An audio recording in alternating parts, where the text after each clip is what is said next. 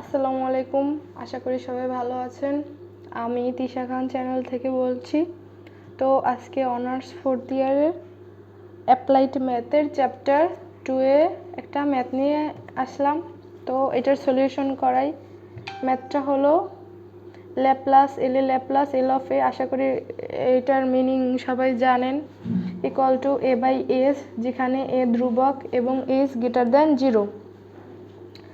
তো এর এই যে ল্যাপ্লাস রূপান্তরের সংজ্ঞা অনুযায়ী আমরা কি জানি, সংজ্ঞা অনুযায়ী যে একটা সূত্র আছে, ওই সূত্রটা বসাইয়া এরপরে এফ অফ টি এর মানটা বসাবো। এফ অফ টি এর মান কি? এফ অফ টি এর মান এই যে এইটাই এফ অফ টি এর মান। তাহলে এফ অফ টি এর মান বসাইছি, এই জায়গায় এফ অফ টি এর মান বসাবো। এফ অফ টি এর মান বসানোর পরে এটা যেহেতু ধ্রুবকটা আমরা ব্র্যাকেটের পাশে সাইডে নিয়ে আসব, বাহিরে নিয়ে আসব এবং ব্র্যাকেট দিয়ে e to the power minus s t, এইটা সূত্র হচ্ছে e to the power minus m x. এর যে আগের ম্যাথটা যে করাইছিলাম ওইটাও e to the power minus m এক্সের সূত্র ছিল। তাহলে e to the power minus m এক্সের সূত্র হচ্ছে e to the power minus m x divided by minus m. ওই সূত্র অনুযায়ী আমরা এইটা মান বসাইছি, e to the power minus m x divided by minus m. এমটা এই জায়গায়, এসটা আমরা এম হিসেবে কল্পনা করব, মাইনাস এস। এরপরে আমরা লিমিট বসাবো। লিমিটটা হলো ইনফিনিটি আর এই জায়গায় 0। আপার লিমিট লোয়ার লিমিট বসানো শেষ।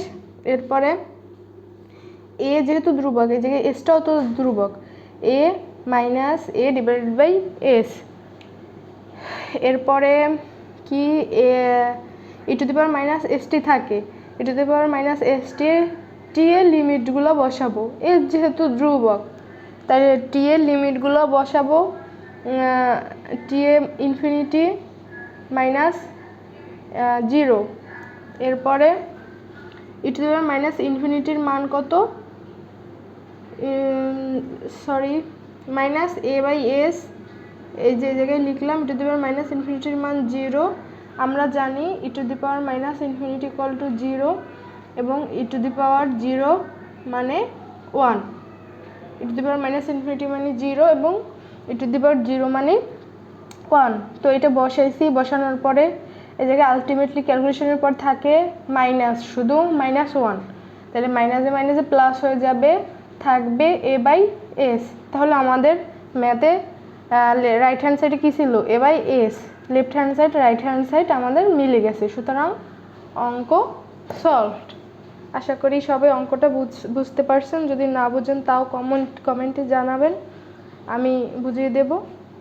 সবাই ভালো থাকবেন এবং যদি ভালো লাগে ভিডিও একটু হলেও লাইক, কমেন্ট বা সাবস্ক্রাইবার করবেন, আপনার বন্ধুদের সাথে শেয়ার করবেন। ধন্যবাদ।